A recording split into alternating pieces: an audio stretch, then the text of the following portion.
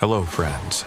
Did you know that nearly 80% of those who watch my videos aren't subscribed? If you enjoy the content, I'd truly appreciate it if you hit that subscribe button. It helps a lot. Also, don't forget to leave a like and share your thoughts in the comments. Your interaction not only supports the channel's growth, but also helps these stories reach more people. Thank you all for being here. By the way, where are you watching from? Let me know in the comments.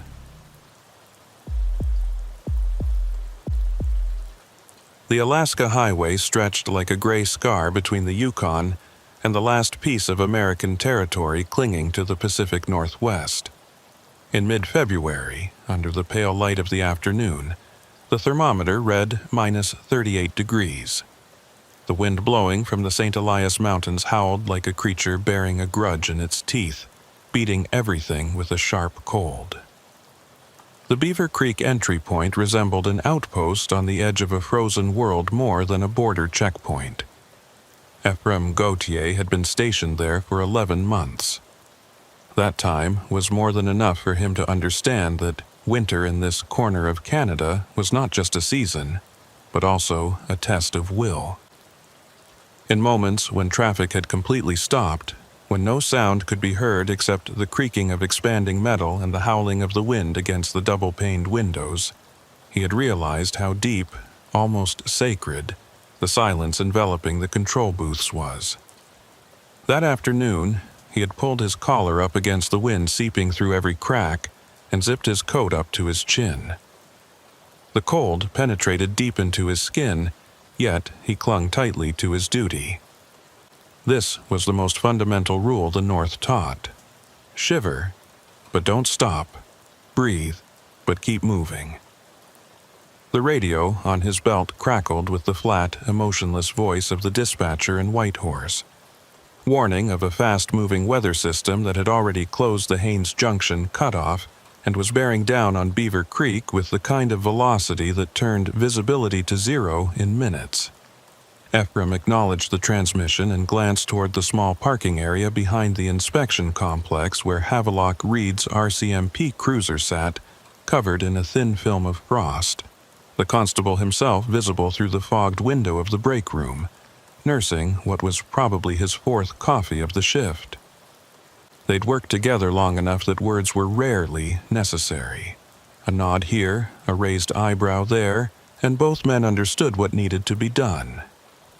The port was scheduled to remain open until 8, but with the storm rolling in and no traffic on the horizon, protocol dictated they begin shutdown procedures early, secure the perimeter, and hunker down until the worst passed.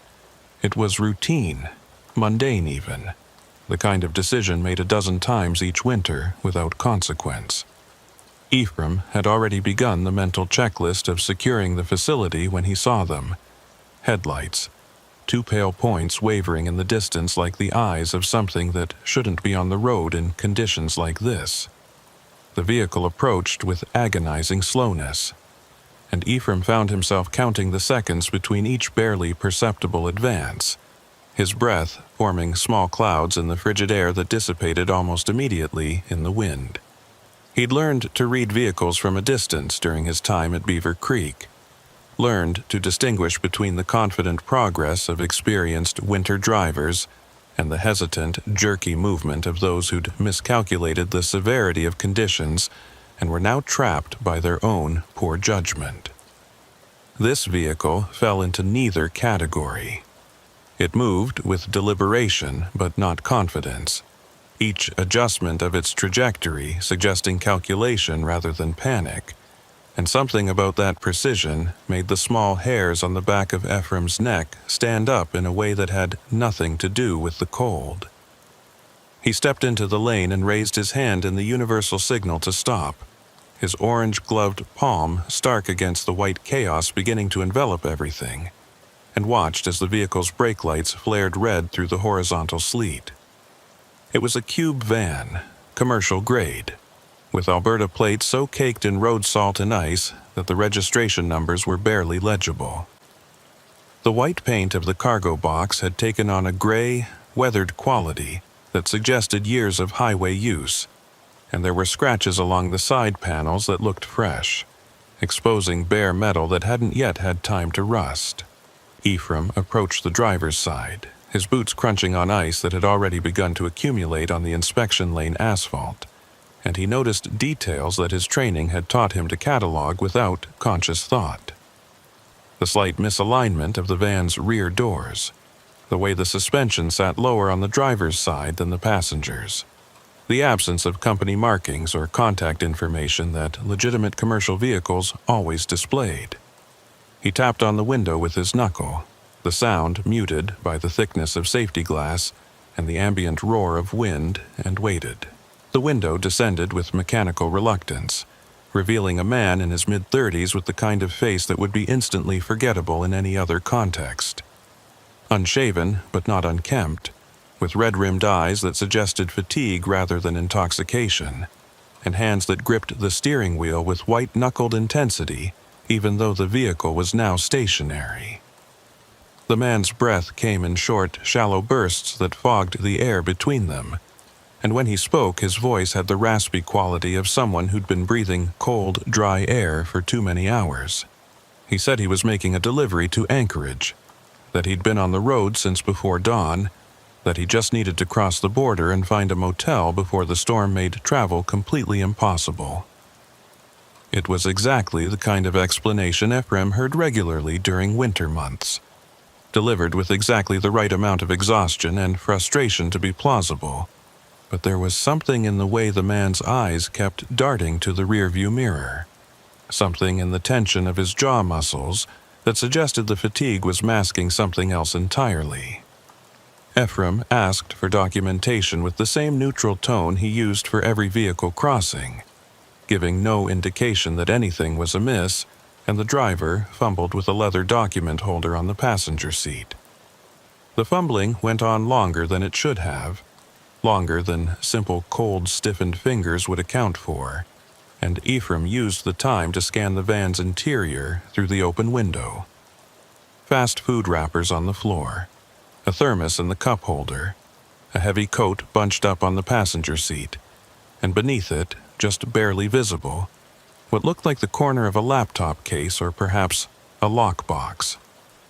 Nothing overtly suspicious, nothing that would justify additional scrutiny on its own, but the accumulation of small discrepancies was beginning to form a pattern that Ephraim's instincts recognized, even if he couldn't yet articulate why it concerned him. The documents, when they finally emerged, told their own story. The manifest was printed on standard form paper rather than the pre-printed commercial stock that legitimate shipping companies used, and the shipper's address in Whitehorse led to a residential street that Ephraim knew housed nothing but single-family homes and a small convenience store. The declared cargo was listed as machine parts and industrial supplies, with a total weight that seemed low, given the visible sag of the van's suspension, and the customs declaration bore a signature that was little more than an illegible scrawl. Individually, each discrepancy could be explained away. Budget shippers used cheap paper, small operations ran out of residential addresses, tired drivers signed forms without care. But taken together, viewed through the lens of 11 months spent learning to distinguish legitimate commerce from its carefully constructed imitations, the documents represented something that demanded further investigation. Ephraim informed the driver that he'd need to proceed to secondary inspection, keeping his tone apologetic, almost regretful, as though this was purely procedural rather than based on reasonable suspicion. The driver's reaction was instantaneous and revealing. Not the frustration or resigned annoyance of someone facing an inconvenient delay, but a flicker of something that looked very much like controlled panic, visible for only a fraction of a second before his expression smoothed into neutral compliance. He agreed with a nod that was too quick, too emphatic, and climbed down from the cab with movements that seemed rehearsed, as though he'd anticipated this possibility and prepared for it. His boots hit the ice-covered asphalt with a sound that was swallowed immediately by the wind, which had intensified to the point where Ephraim had to lean into it to maintain his balance. and together they walked toward the secondary inspection bay while the storm closed in around them, with the patient inevitability of something that could afford to wait. Havelock Reed had emerged from the break room by the time they reached the bay, alerted either by radio protocol or by the sixth sense that came with years of policing in places where backup was measured in hours rather than minutes. He stood beside the bay entrance with his arms crossed, his expression carefully neutral, but Ephraim could read the subtle tension in his posture that meant he'd assessed the situation and found it worthy of attention. They exchanged no words. None were necessary. Havelock would handle the driver interview while Ephraim conducted the vehicle inspection. A standard procedure that they'd executed dozens of times, but this time there was an edge to the familiar routine. A heightened awareness that suggested both men sensed they were dealing with something more significant than the usual border violations. The secondary inspection bay was a utilitarian concrete structure with walls that seemed to radiate cold despite the industrial heaters mounted near the ceiling. Fluorescent tubes cast harsh, shadowless light across the space, and the air smelled of diesel exhaust, floor cleaner, and the peculiar metallic scent that always accompanied extreme cold. Ephraim pulled on latex gloves that immediately began to stiffen in the temperature, flexing his fingers to maintain dexterity, and approached the rear of the van with the methodical care of someone who'd learned that rushing led to missed details and missed details led to failures that could cost lives. He documented the external condition first, photographing the scratches around the lock housing, the misaligned doors, the way the cargo box sat at a slight angle on its frame, as though the mounting points had been stressed beyond their design specifications. Each photograph was time-stamped and geotagged automatically, creating a chain of custody that would be scrutinized later by supervisors and prosecutors and defense attorneys looking for procedural errors. The lock on the cargo doors was a heavy-duty padlock, commercial grade, but showing signs of recent replacement, the metal still bright and unmarked by the road grime that covered the rest of the vehicle's exterior. Ephraim called out his intention to open the doors, waited for Havelock's acknowledgement from inside the interview room, and applied the bolt cutters to the lock's shackle with a grinding snap that echoed off the concrete walls. The doors swung open on hinges that squealed in protest, and the smell that emerged was immediate and complex. Diesel fuel, something organic with the sweet rot quality of decomposing matter, and beneath it all, a chemical tang that made his eyes water and his throat constrict. He'd encountered similar smells before during inspections, usually associated with improper cargo handling or agricultural products transported without adequate ventilation. But there was something about the intensity and combination of odors that set off alarm bells he couldn't consciously justify. The cargo box was packed with wooden crates stacked floor to ceiling with minimal space between them, each crate stenciled with alphanumeric codes that meant nothing without reference to the shipping company's internal system. Between and around the crates were loose bundles of pink fiberglass insulation that had been disturbed recently, leaving trails of fine particles suspended in the air that caught the light like toxic snow. Ephraim climbed into the box carefully, feeling the suspension sag under his weight with a groan of overstressed springs, and began the methodical process of photographing each crate before attempting to open it. The first crate required a crowbar to pry free the lid, which had been secured with screws rather than nails, an unusual choice that suggested whoever had packed the cargo wanted to be able to access the contents easily, but also wanted them to appear securely closed during casual inspection. Inside the first crate were machine parts exactly as declared on the manifest: steel brackets, bearing assemblies, hydraulic fittings wrapped in oil paper and packed with foam cushioning. Legitimate cargo, properly documented, raising no red flags. The second and third crates were similarly innocuous, containing industrial supplies that matched their descriptions and weights. And, for a moment, Ephraim felt the first stirring of doubt about his instincts. Perhaps he'd been wrong. Perhaps the driver's nervousness was simply the result of exhaustion and bad weather. and the document discrepancies were nothing more than the kind of administrative sloppiness that characterized small operations running on thin margins. He almost stopped there, almost closed the cargo box and waved the van through with nothing more than a notation in the log, but something made him continue to the fourth crate, the one positioned in the back corner where it would be the last inspected and the most likely to be overlooked if an officer was pressed for time or convinced by the legitimacy of the previous contents. The fourth crate was lighter than the others despite being the same size, and the wood was newer, the boards still pale and unseasoned rather than darkened by years of use and exposure. Ephraim's hands were shaking slightly as he worked the crowbar under the lid, though whether from cold or anticipation he couldn't say, and when the lid finally came free with a splintering crack, the contents made his breath catch in his throat with a physical force that had nothing to do with the chemical smell.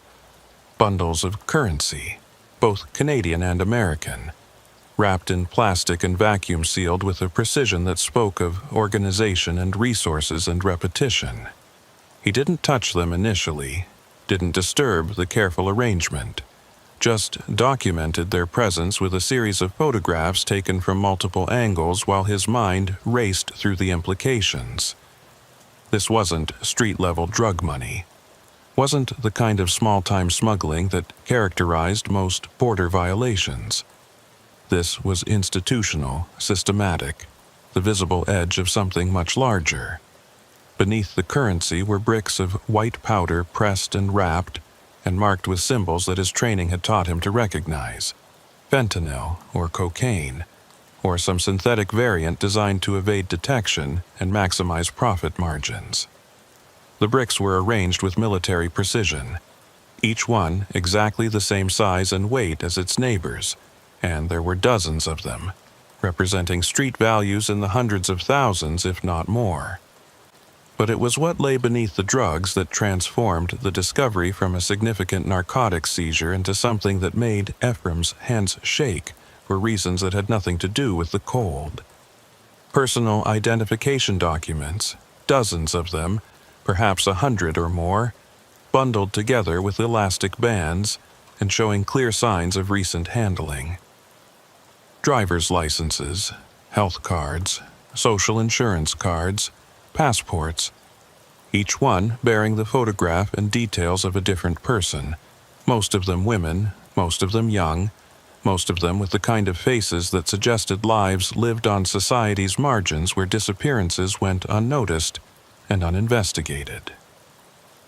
Ephraim backed out of the cargo box slowly, his movements careful and deliberate, despite the adrenaline that was beginning to flood his system and make his heart hammer against his ribs with a rhythm that felt less like exertion and more like dread. He caught Havelock's eye through the observation window that separated the interview room from the inspection bay, and whatever the constable saw in his expression was enough to make him immediately place one hand on the driver's shoulder in a gesture that appeared casual, but was absolutely not. The driver's entire demeanor changed in that instant, the nervous fidgeting and feigned exhaustion replaced by a terrible stillness, the kind of predatory calm that Ephraim had encountered only a handful of times in his career, and had learned to fear more than any amount of aggression or violence. It was the stillness of someone who'd made calculations and reached conclusions and was now simply waiting for the optimal moment to act on decisions already made. Havelock was speaking into his radio, calling for backup from the nearest RCMP detachment in Haines Junction. But both men knew that the response time would be measured in hours, under the best conditions, and current conditions were far from best. The storm had intensified to the point where visibility outside the inspection complex was measured in meters rather than kilometers, and the highway in both directions had disappeared beneath drifts that were accumulating faster than plows could clear them even if plows had been operating, which they weren't because the Weather Service had issued a complete travel ban for the entire region. They were isolated, effectively cut off from assistance or oversight, alone with a prisoner who represented something much larger and more dangerous than a simple border violation, and the weight of that realization settled over both officers with the same oppressive inevitability as the storm that had trapped them. The driver made his move during the brief moment when Ephraim was halfway between the inspection bay and the interview room, lunging away from Havelock with explosive speed that suggested physical training or experience with violence or both. He didn't run toward the exit or attempt to reach the van.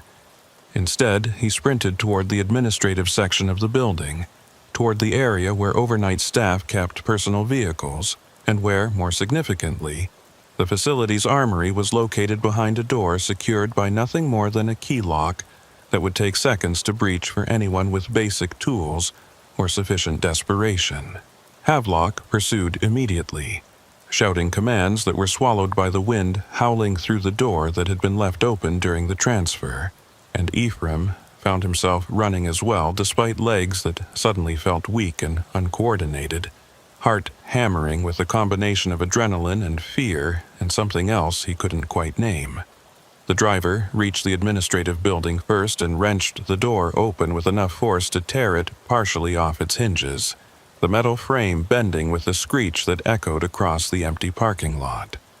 He disappeared into the darkened interior, and for a moment both officers hesitated at the threshold, understanding that following him meant giving up every tactical advantage they had, abandoning the cover of outdoor space for the confined corridors and blind corners where ambush became not just possible, but probable.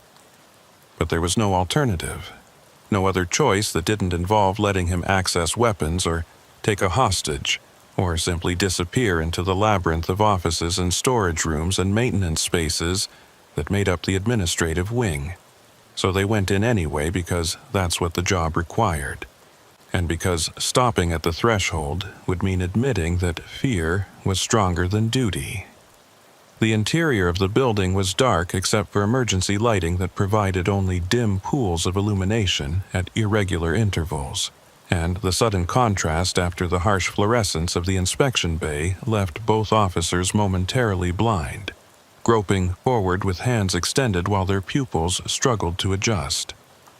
Ephraim could hear the driver moving somewhere ahead, the scrape of furniture being shifted, the creak of floorboards that hadn't been properly maintained in years, the ragged sound of breathing that seemed to come from everywhere and nowhere simultaneously. He moved left while Havelock went right, both men with hands on their sidearms but neither willing to draw unless absolutely necessary because the presence of weapons changed calculations in ways that often led to outcomes worse than the problems they were meant to solve. The building was a maze of corridors and doorways, most of them leading to offices that had been closed for the night, their contents barely visible in the dim emergency lighting. Ephraim moved from door to door, checking each one methodically, acutely aware that every second spent clearing empty rooms was a second the driver could use to reach the armory or find some other means of turning his desperation into violence. His training had covered scenarios like this, but training rooms were controlled environments with instructors who could stop the exercise if things went wrong, and this was different in ways that made his hands shake and his breath come in short gasps that had nothing to do with physical exertion. He found the driver in the records room, a windowless space packed with filing cabinets and storage boxes that smelled of mildew and old paper, and the particular mustiness that accumulated in places where air circulation was an afterthought. The man was standing in the center of the room with a fire extinguisher held over his head in both hands, not positioned as a weapon but held as though he intended to bring it down on the filing cabinets themselves, on the decades of border crossing records and seized item documentation that represented the institutional memory of the port.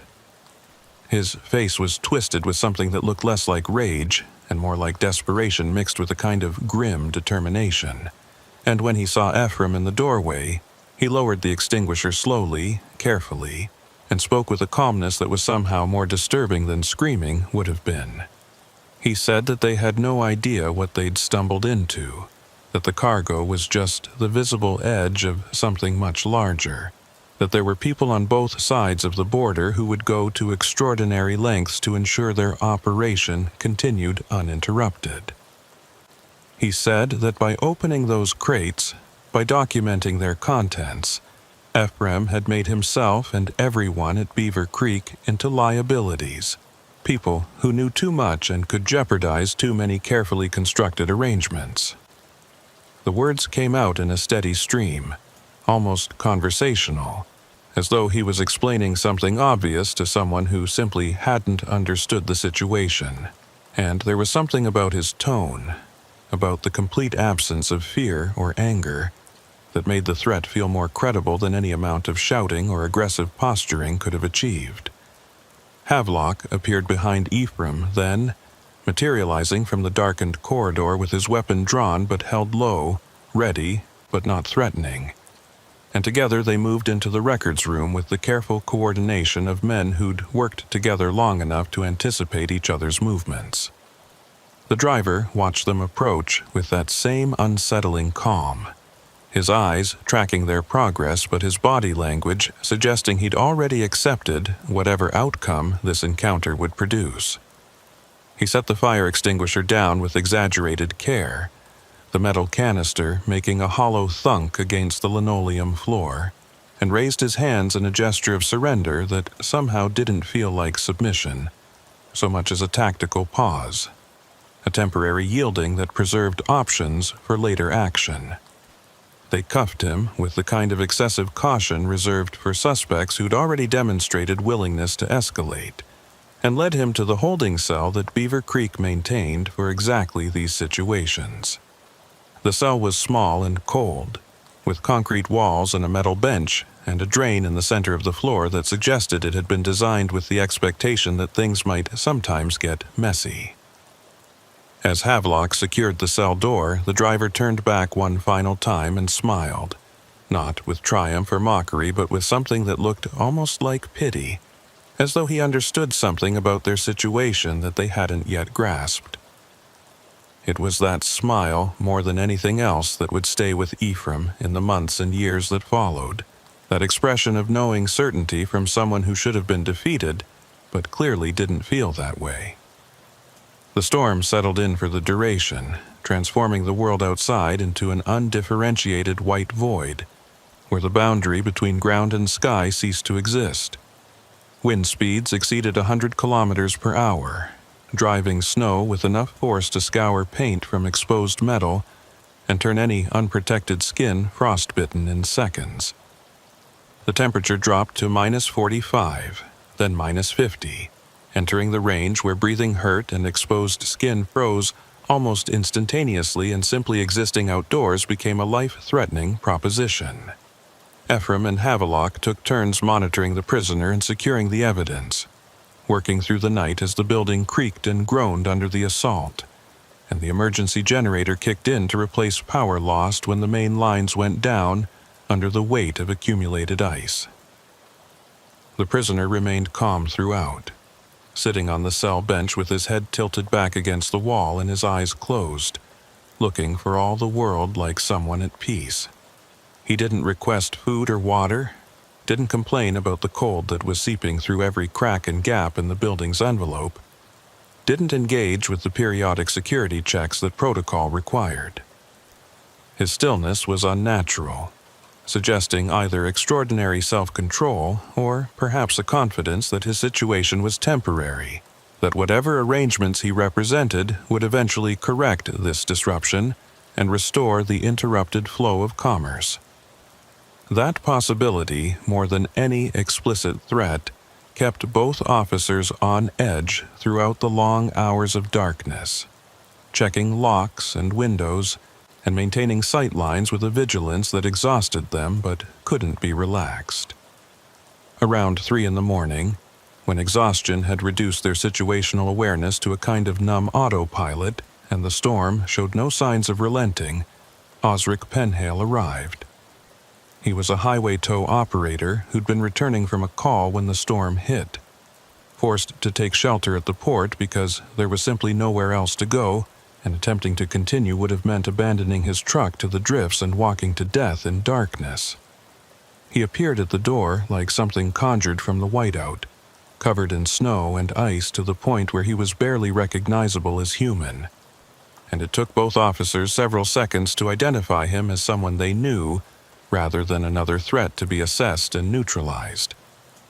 His arrival was oddly comforting despite the circumstances, a reminder that they weren't as isolated as they felt, that the normal world of highway operations and winter emergencies continued to exist beyond their current crisis. Osric was a solid presence, practical and unflappable in the way of people who'd spent enough winters on the Alaska highway that a blizzard registered as an inconvenience rather than a catastrophe. He listened to their explanation of the situation with minimal visible reaction, nodding occasionally but asking few questions, and when they'd finished, he observed that they probably wanted to complete the vehicle inspection before the van was buried completely by drifts.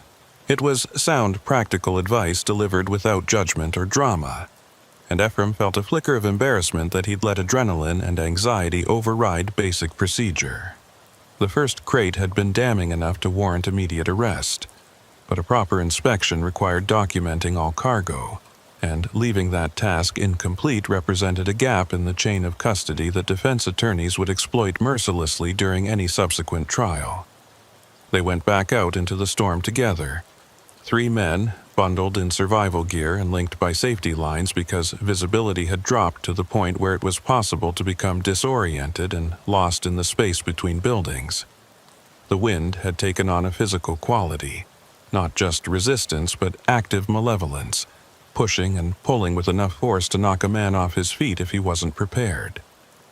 The van was already half buried, drifts piling against its sides with a speed that was almost visible, and Ephraim had to shovel away snow just to reach the cargo box doors that he'd left unsecured.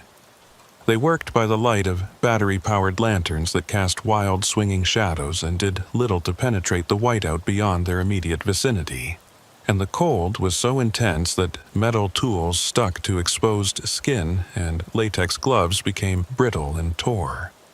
The remaining crates yielded more of the same, currency in amounts that represented years of systematic operation, narcotics in quantities that suggested wholesale distribution rather than street-level dealing, and most disturbingly, personal effects that could only have come from people who'd been transported as cargo rather than passengers. Clothing items, hygiene products, a child's stuffed toy that had been shoved into a corner and compressed by other cargo into something barely recognizable as its original form.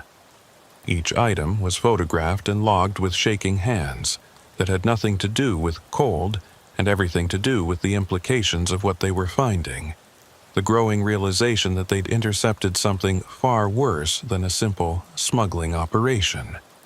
Osric worked methodically alongside them, helping to offload crates and secure them in the evidence storage bay, asking no questions but clearly understanding the gravity of what they were uncovering.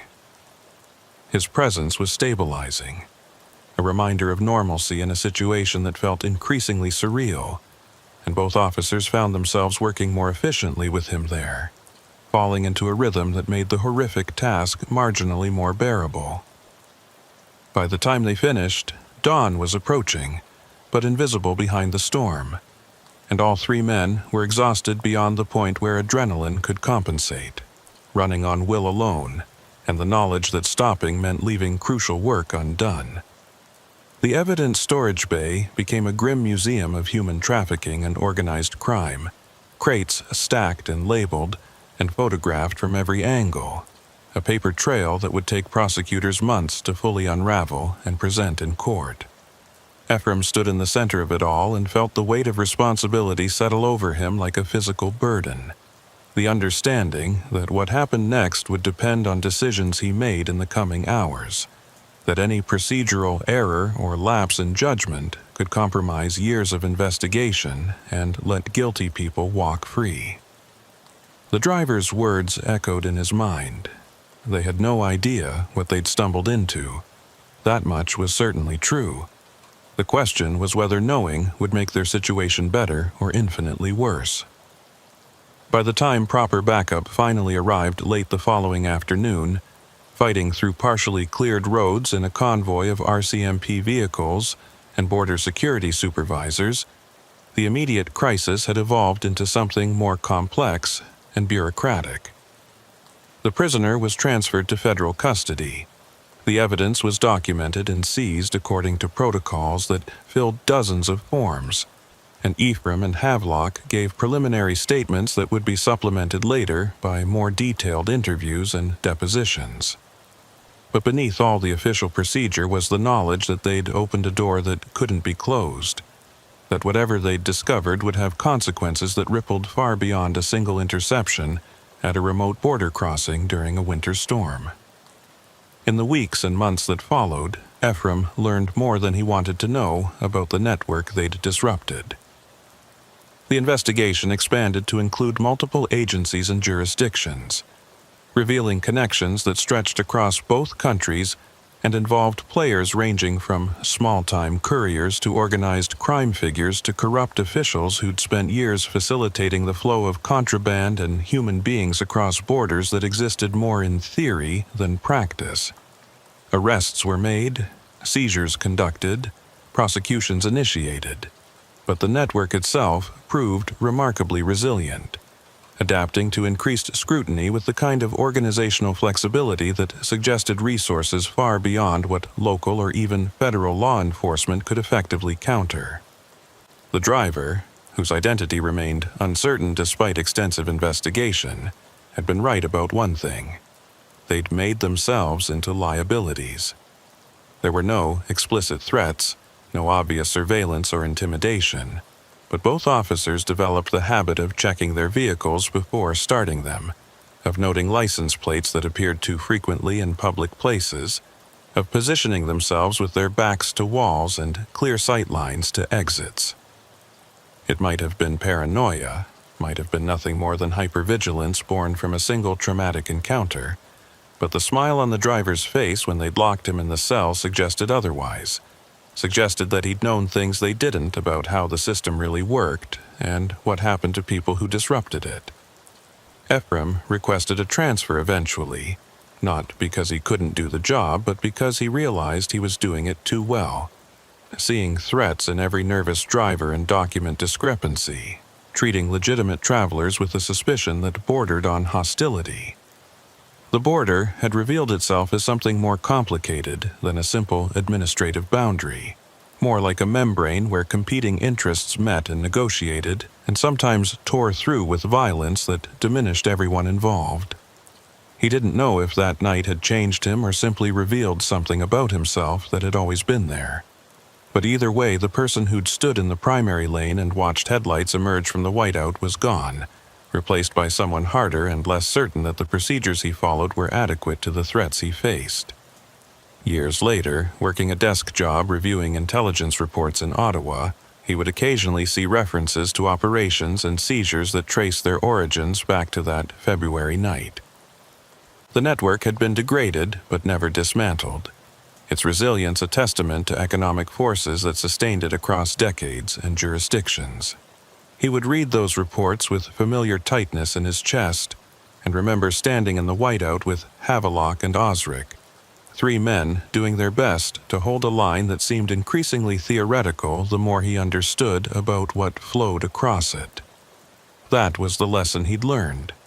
Not that vigilance could stop the flow of contraband and suffering, but that trying was the only thing separating civilization from chaos, even when the trying felt futile and the costs unbearable and the outcomes remained forever uncertain. The rail yard at Churchill stretched along the western shore of Hudson Bay like the skeleton of some industrial creature that had died decades ago and never been properly buried. Its bones picked clean by salt air and winter storms, but still standing, still functional, still moving cargo through channels that connected the isolated port to the rest of the continent through a network of steel rails that disappeared into prairie wilderness in every direction. Morley Vane had been the CBSA superintendent at Churchill for 6 years, long enough to know every quirk of the facility's aging infrastructure and every face among the rotating crews of longshoremen and railway workers who kept the port operational, despite budget cuts and deferred maintenance, and the kind of bureaucratic neglect that killed places like this slowly one season at a time. He stood on the observation platform above the main sorting yard that October morning, watching fog roll in from the bay with the thick, gray consistency of something solid, obscuring the grain elevators that rose like cathedral spires against the pale sky and reducing visibility to the point where the far end of the yard simply ceased to exist, swallowed by mist that tasted of salt and diesel exhaust when he breathed it in. The radio on his belt crackled with routine traffic. A locomotive engineer requesting clearance to move a string of empty grain cars onto the western siding. A customs broker arguing about documentation requirements for a container of mining equipment. The dock supervisor reporting that the morning's scheduled vessel departure had been delayed by mechanical issues and wouldn't clear the harbor until afternoon. It was the ordinary chaos of port operations, the background noise that Morley had learned to filter unconsciously, focusing only on anomalies that suggested problems requiring his attention. What caught his ear that morning wasn't what was said, but what wasn't. The absence of any mention of the manifest discrepancy that should have been reported during the midnight shift's final container count. He'd seen the preliminary numbers in the handover log when he'd arrived at 5:30, noted the 3 containers listed as sealed and inspected, but showing no corresponding export declaration in the system, and assumed that the night supervisor would have flagged them for morning review. The silence suggested either oversight or deliberate omission, and neither possibility was acceptable. He descended the metal stairs from the observation platform with the careful attention to footing that came from spending winters on ice-covered industrial equipment, his breath forming clouds in air, cold enough that he could feel it in his lungs with each inhalation. The yard stretched before him in a confusion of parallel tracks and standing rail cars, some loaded and awaiting transport, others empty and positioned for filling, all of them marked with the chalked symbols and attached paperwork that theoretically indicated their status and destination. Theoretically, because Morley had learned that the gap between what the system said should happen and what actually happened in practice was often wide enough to hide all manner of irregularities, from simple administrative errors to deliberate fraud to worse things that he tried not to think about too carefully during the long stretches of routine operation. Eulalie Tremblay was waiting for him near the K9 unit trailer, her German shepherd partner sitting at attention beside her, with the focused intensity that working dogs maintained when they sensed deployment was imminent. She'd been with Churchill's Canine Inspection Unit for 3 years, one of only 2 handlers assigned to the port, and her dog had proven itself repeatedly in finding concealed narcotics and currency during what were supposed to be routine agricultural cargo inspections. Morley had requested her presence specifically for this morning's inspection, because the missing export declarations were connected to containers that had originated from inland grain terminals, facilities that processed wheat and canola and barley destined for overseas markets through Churchill's deep-water port. Agricultural cargo was supposed to be low risk, subject to streamlined inspection protocols that prioritized speed over thoroughness. But something about the pattern of missing documentation had triggered Morley's instincts in a way he couldn't quite articulate but had learned over 6 years not to ignore. Eulalie acknowledged his approach with a nod, one hand resting lightly on her dog's head in a gesture that was part reassurance and part preparation. She'd already been briefed on the situation through the morning's staff meeting, understood that they were looking at potentially serious violations of customs protocols, and had conducted a preliminary review of the suspect container's loading manifest without finding anything obviously wrong. The paperwork looked legitimate. Bills of lading from registered grain companies, phytosanitary certificates indicating the cargo had been inspected and approved for export, container seal numbers that matched the physical seals visible on the container doors. Everything was in order except for the one crucial detail that made everything else suspect: the absence of any corresponding customs export declaration in the system, as though someone had gone to considerable effort to create the appearance of legitimate commerce while ensuring that no official record existed of these specific containers leaving Canadian territory. They walked toward the container staging area together, the dog ranging ahead on its lead with its nose working the cold morning air, and Morley felt the familiar tightening in his gut that came with approaching something that might turn routine inspection into criminal investigation.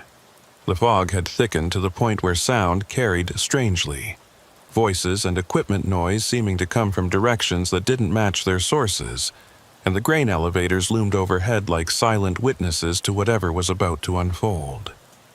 Churchill's port operations had always existed in a kind of economic twilight, too remote and expensive to compete effectively with southern ports, but too strategically important to abandon entirely. And that liminal status created opportunities for people who understood how to exploit the gaps between oversight and reality. The 3 containers in question were positioned on a siding near the eastern edge of the yard, separated from the main flow of traffic in a way that could have been simple logistical convenience, or could have been deliberate isolation designed to minimize the number of people who would notice irregularities. They were standard 40-foot shipping containers, painted the faded green of one of the major grain exporters, with rust streaks running down their sides and stenciled identification numbers that were barely legible after years of exposure to salt air and prairie weather.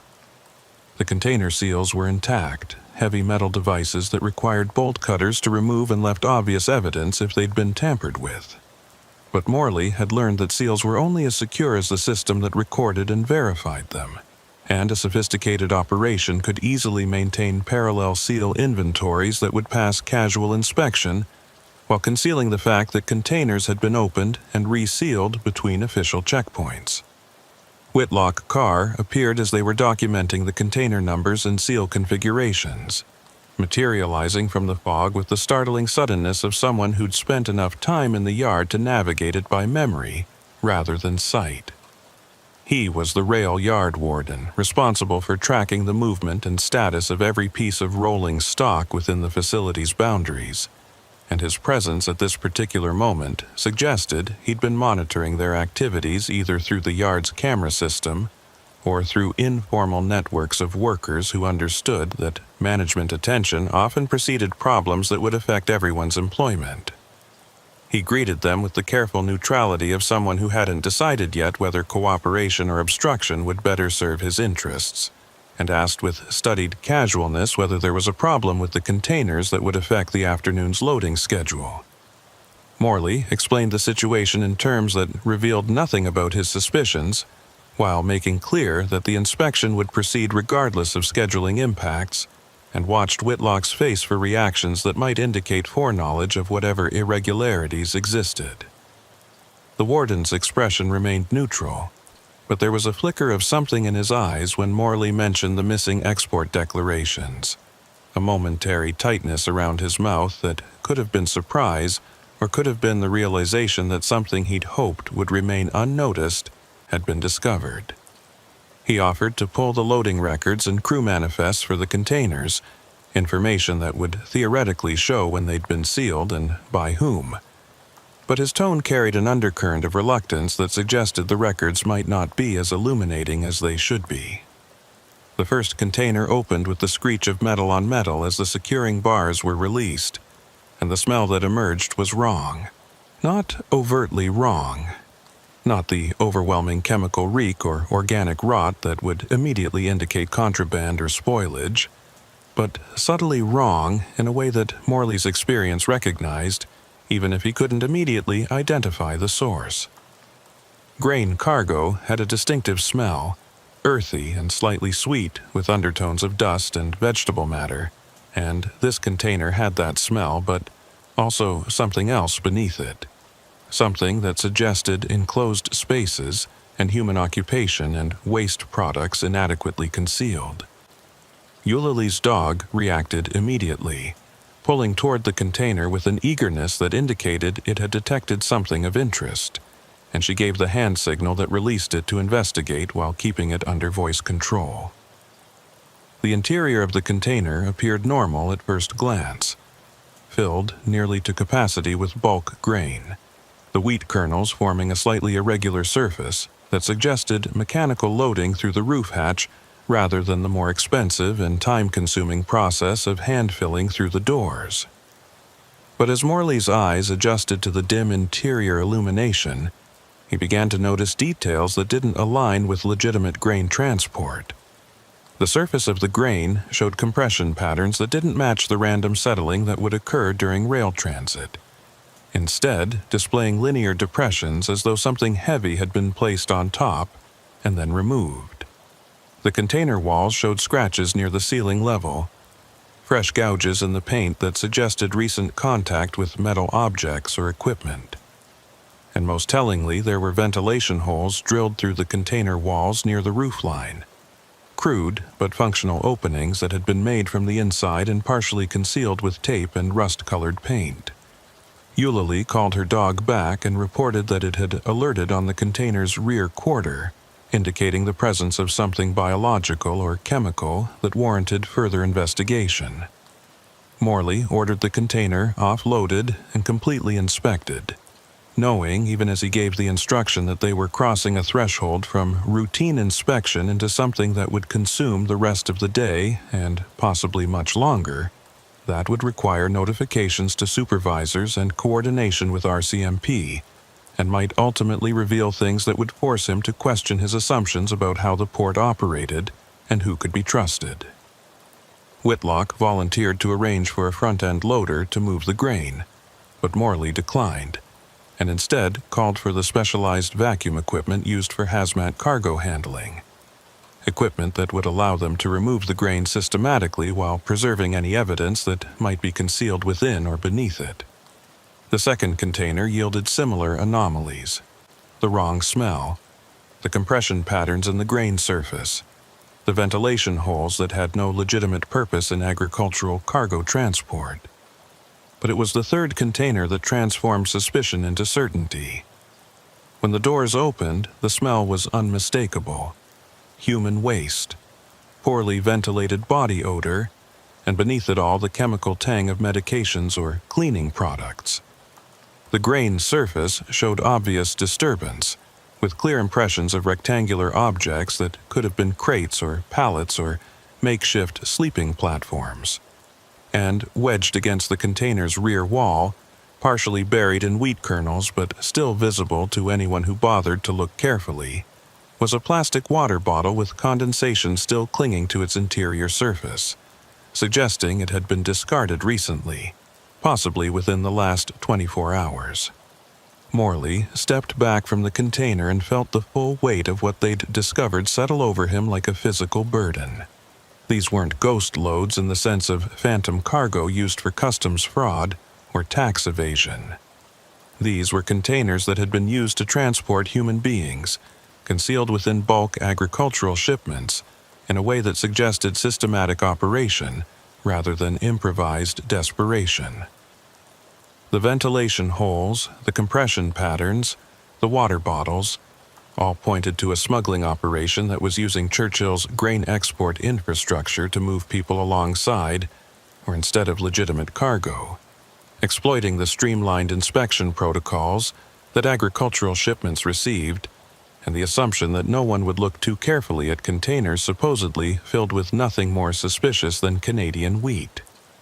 He called for immediate lockdown of the container staging area and notification of RCMP Major Crimes Division, knowing that the investigation would now expand beyond customs violations into human trafficking territory with all the resource implications and political sensitivities that entailed.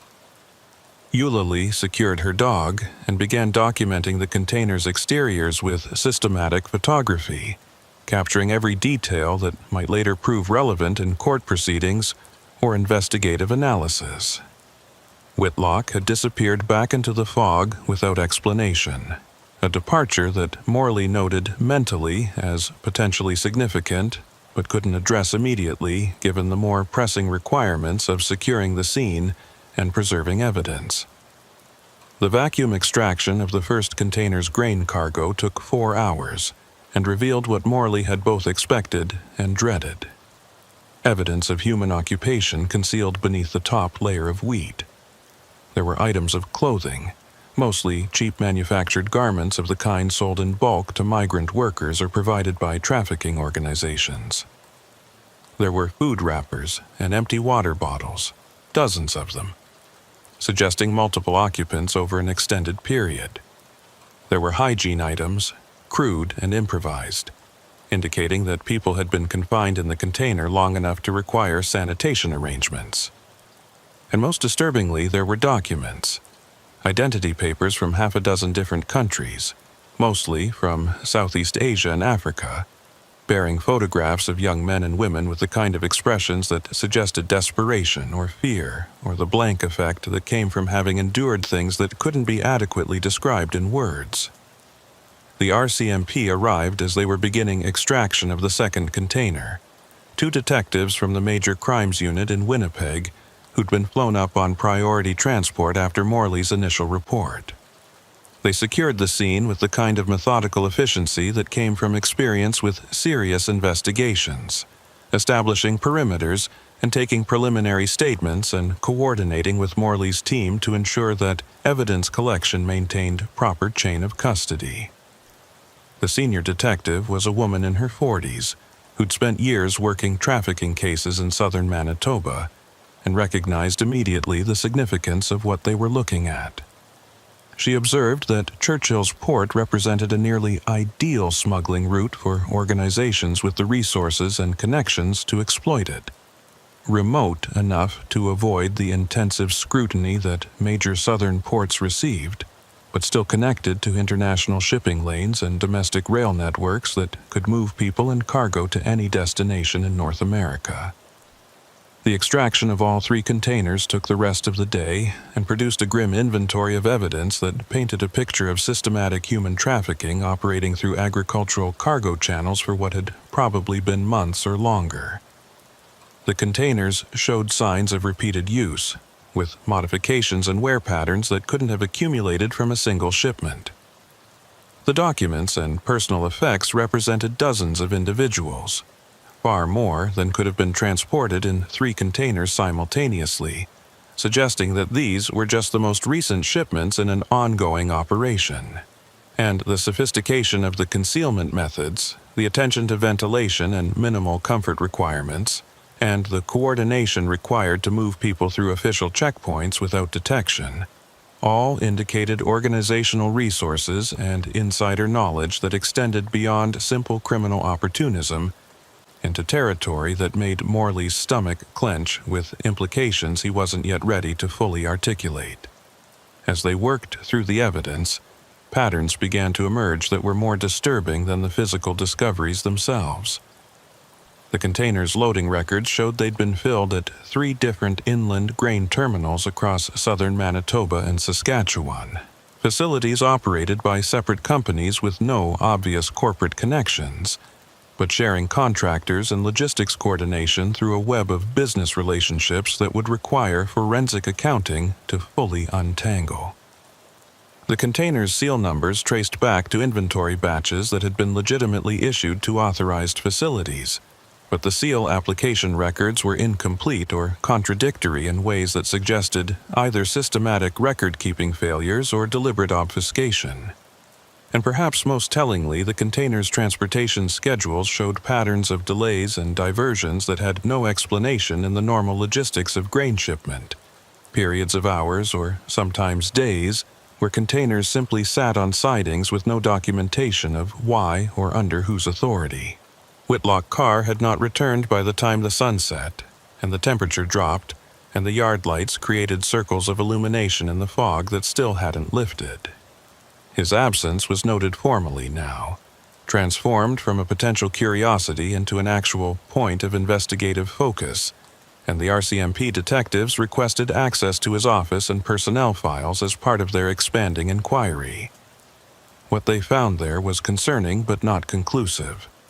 Financial records that showed deposits and withdrawals inconsistent with his salary, communications with individuals whose names appeared in connection with the suspect grain terminals, and a work history that included employment at multiple ports and rail facilities across the prairies, always in positions that provided oversight of cargo movement and inspection scheduling. It was the profile of someone ideally positioned to facilitate smuggling operations, but it was also circumstantial enough that conviction would require considerably more evidence than bank statements and employment history. The night shift brought new complications in the form of the port's commercial stakeholders, representatives from grain companies and shipping lines who'd learned of the inspection activity and wanted to know how it would affect their operations and schedules. The containers in question were only a small fraction of the port's total cargo volume, but the inspection protocols being implemented in response to the discoveries were creating cascading delays that threatened to disrupt the entire facility's operations. Morley found himself navigating between the investigative requirements of the RCMP and the economic pressures of stakeholders whose tolerance for security measures was directly inversely proportional to the cost those measures imposed. And the tension between those competing demands crystallized everything he'd come to understand about how port operations really worked in places like Churchill, where oversight was minimal and economic margins were thin. He stood on the observation platform again as midnight approached, looking down at the yard, where work lights illuminated crews conducting secondary inspections of containers that had previously been cleared for export, and tried to calculate the full implications of what they'd uncovered.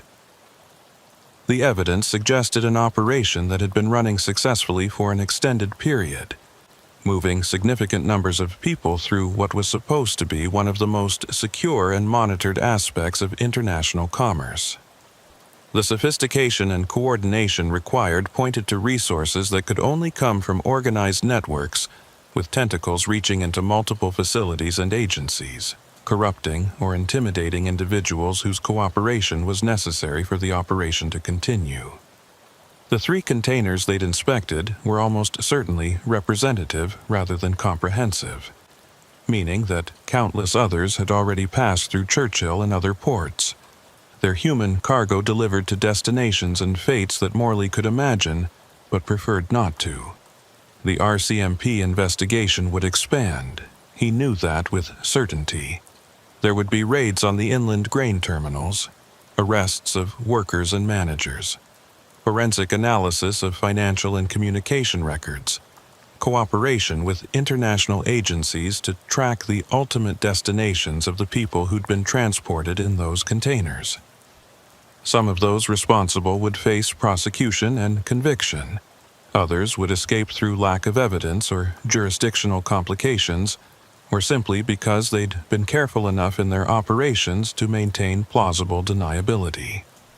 The network itself would adapt, finding new routes and methods and corrupting new facilitators, because the economic incentives that sustained human trafficking weren't going to disappear just because one operation in one remote Canadian port had been disrupted. Eulalie approached him on the platform.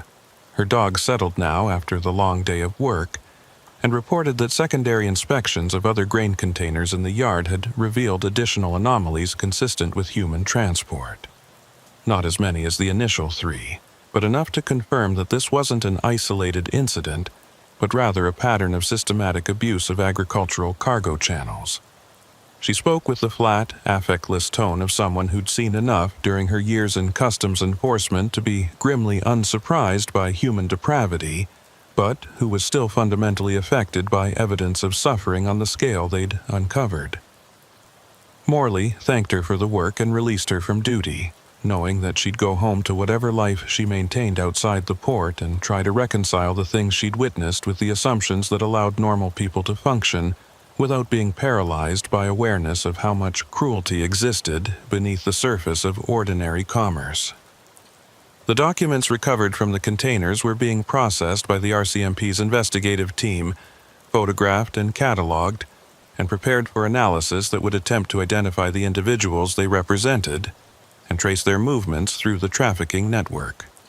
Some were genuine identity papers, stolen or fraudulently obtained from their legitimate owners and repurposed for use by smuggled persons. Others were obvious forgeries, created by organizations with access to sophisticated printing equipment and blank document stock. A few appeared to be crude handmade documents, suggesting desperation or lack of resources, or perhaps simply the work of individual smugglers operating on the margins of larger networks. Each document represented a person, a human being, whose desperation or coercion had led them into a situation where being sealed in a shipping container filled with grain seemed preferable to whatever alternatives they faced. And Morley found himself thinking about that calculus of desperation more than he wanted to.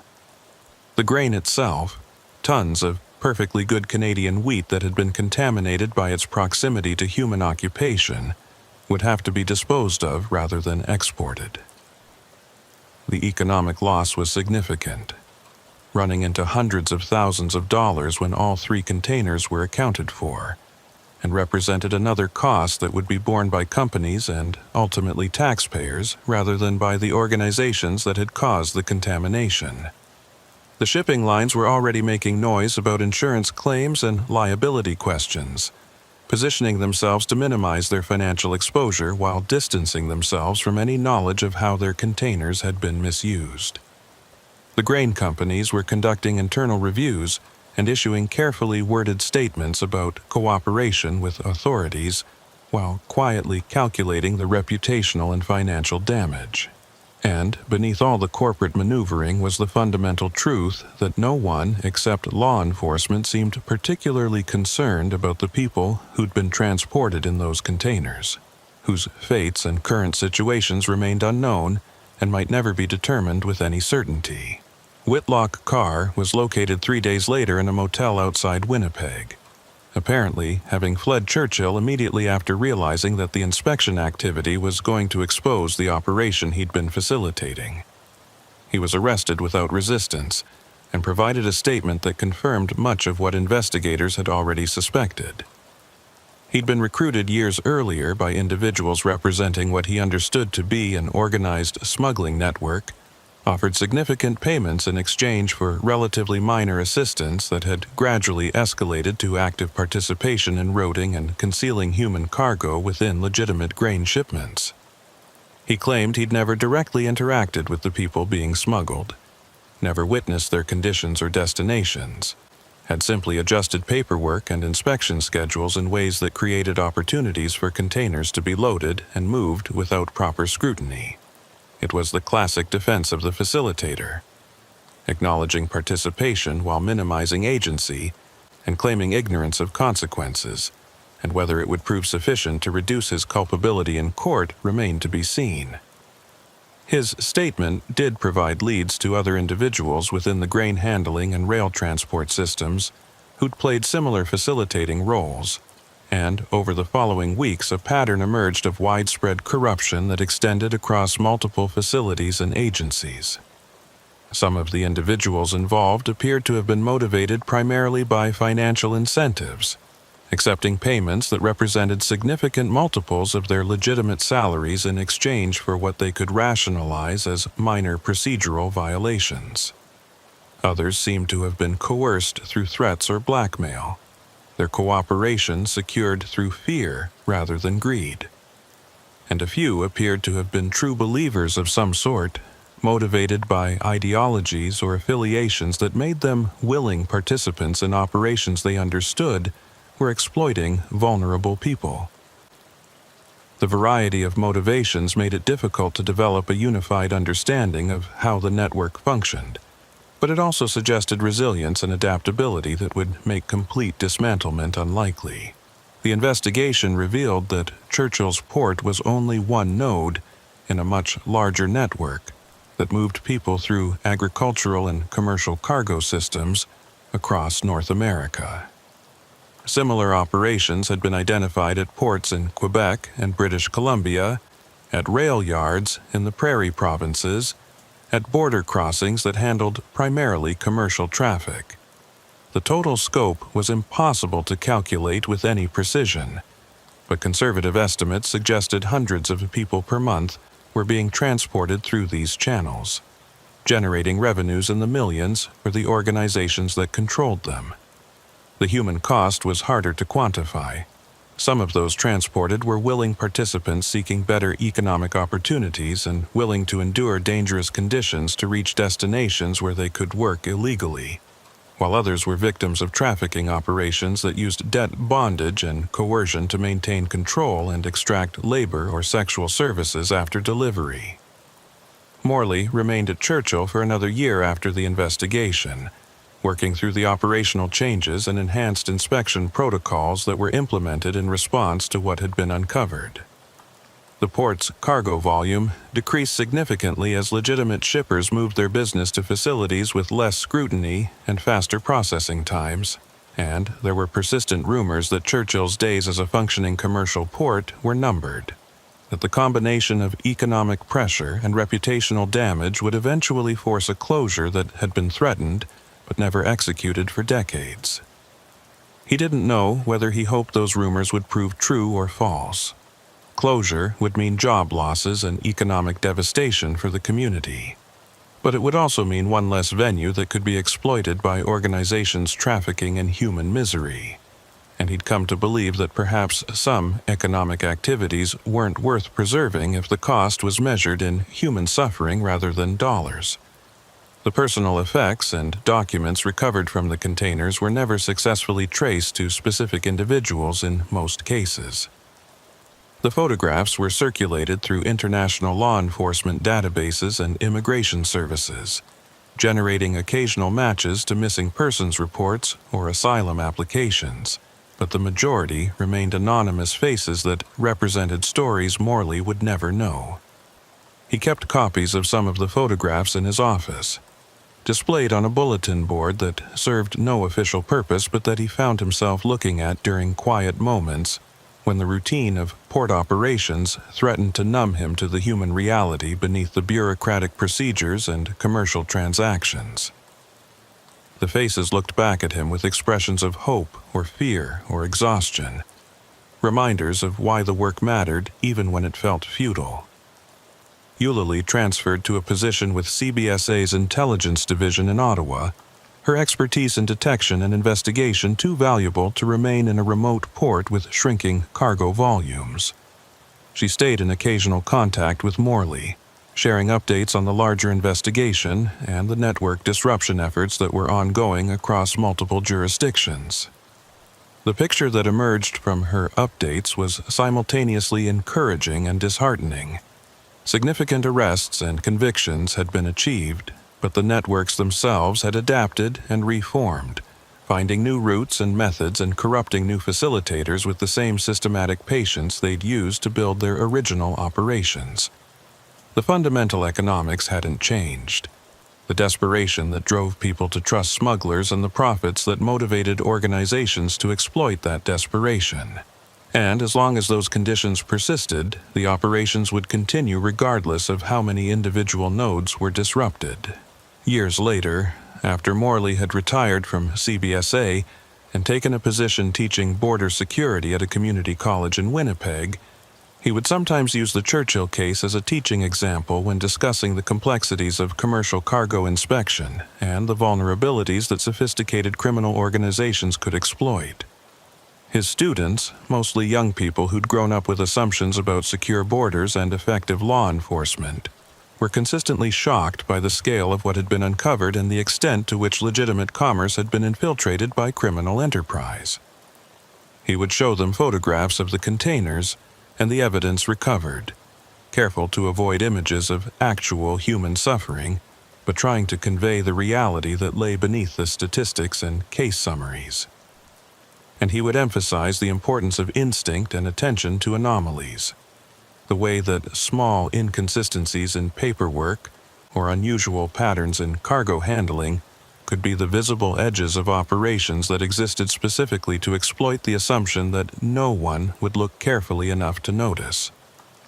He never told his students about the dreams he'd had in the months after the investigation, dreams where he opened container doors to find not evidence and abandoned belongings but actual people, alive and suffering, and accusing him with eyes that asked why he hadn't found them sooner, why he'd allowed so many previous shipments to pass unnoticed while they endured conditions that no human being should have to endure. The dreams had faded eventually, but never entirely disappeared, emerging during periods of stress or when news reports covered trafficking cases that reminded him of Churchill. They were the psychological price of the work, the cost of knowing too much about how the world really operated beneath its surface of normalcy and order, and he'd come to accept them as permanent rather than temporary afflictions. The grain elevators at Churchill still stood when he visited years later, drawn back to the port by some combination of nostalgia and unfinished business that he couldn't fully articulate.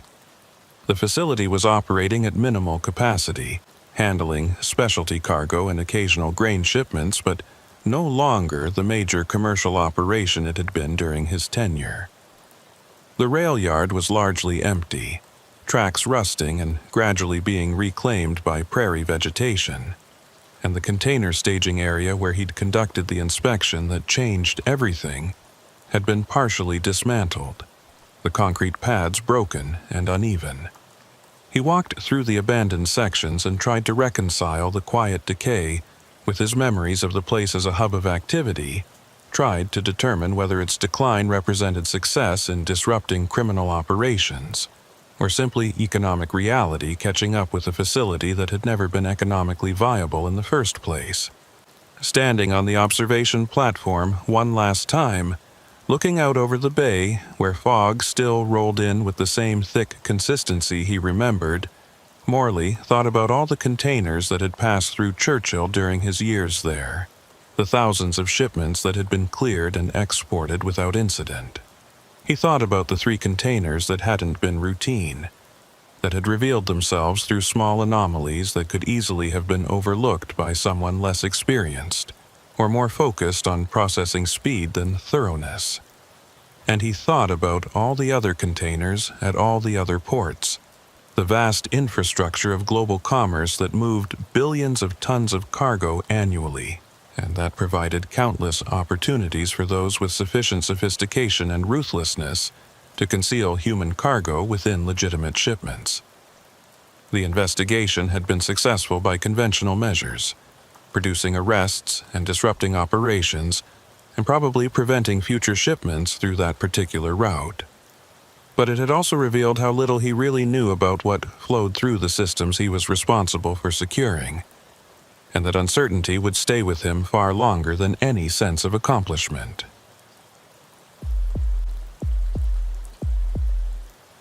The border crossing at La Colle 15 sat astride Highway 15 like a concrete valve controlling the flow between Quebec and New York State, its inspection lanes illuminated by sodium vapor lights that turned everything the color of old brass and cast shadows so sharp they looked like they'd been cut with a knife. Isidore Canton had been working the intelligence analyst desk at La Colle for 14 months, long enough to recognize patterns in the chaos of commercial and passenger vehicle crossings, but not long enough to have lost the edge of alertness that came from knowing he was still proving himself in a position where mistakes could have consequences, measured in contraband tonnages or fugitives successfully fled or worse, things that the briefing documents alluded to without specific detail. He sat in the climate-controlled comfort of the Intelligence Coordination Center that Thursday night, surrounded by monitors displaying camera feeds from every lane and approach road, watching the steady stream of headlights that represented the midnight shift's workload, and trying to discern signal from noise and data streams that blurred together after the first few hours of continuous observation. The primary inspection officer working Lane 4 was Fenwick Lavoie, a 15-year veteran who'd processed more crossings than Isidore had years of life experience, and whose instincts about vehicles and travelers had been honed to the point where he could spot irregularities with the kind of casual certainty that made it look effortless to observers who didn't understand how much accumulated knowledge and pattern recognition went into each assessment. Isidore watched him through the camera feeds, noting the body language and interaction patterns that characterized his work. The way he leaned slightly into driver's windows to assess not just documentation, but the subtle tells of stress and deception. The systematic visual scan of vehicle interiors that appeared conversational, but was actually methodical inventory of anything visible or anomalous. The practiced efficiency of someone who understood that thoroughness and speed were not contradictory requirements, but complementary aspects of effective border security. The night had started routinely enough, with the usual mixture of commercial trucks hauling legitimate cargo under proper manifests and passenger vehicles containing families returning from shopping trips to American outlet malls or business travelers who'd timed their crossings to avoid the heavier daytime traffic. Isidore's role was to monitor the pattern rather than individual crossings, watching for anomalies that might indicate organized smuggling operations or coordinated attempts to overwhelm inspection capacity through volume. The software systems he managed flagged vehicles based on algorithmic analysis of crossing histories and documentation patterns and risk indicators derived from intelligence databases, but the final determination of which flags warranted intervention remained a human judgment call, and that responsibility weighed on him particularly during the midnight shift when fatigue degraded everyone's decision-making capacity and the temptation to ignore marginal indicators in favor of processing speed became difficult to resist. Around 1:15 in the morning, the pattern recognition software flagged a northbound sedan for secondary inspection based on what the system classified as moderate confidence indicators. The vehicle's license plate had been associated with a customs broker whose name appeared in connection with previous investigations. The declared value of goods being imported fell into a range statistically correlated with structured smuggling designed to stay below mandatory inspection thresholds, and the crossing time fell within a window that analysis suggested was favored by professional smugglers seeking to exploit reduced staffing levels. Individually, none of these factors would have been sufficient to warrant intervention, but their combination triggered the algorithm's attention, and Isidore found himself studying the camera feeds with heightened focus as Fenwick conducted the primary inspection with his characteristic thoroughness.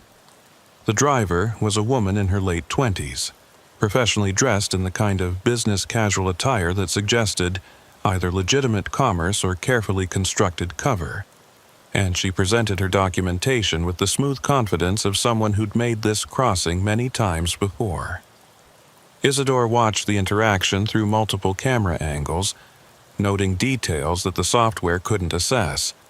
The way her eyes tracked Fenwick's movements with slightly more attention than casual travelers typically displayed.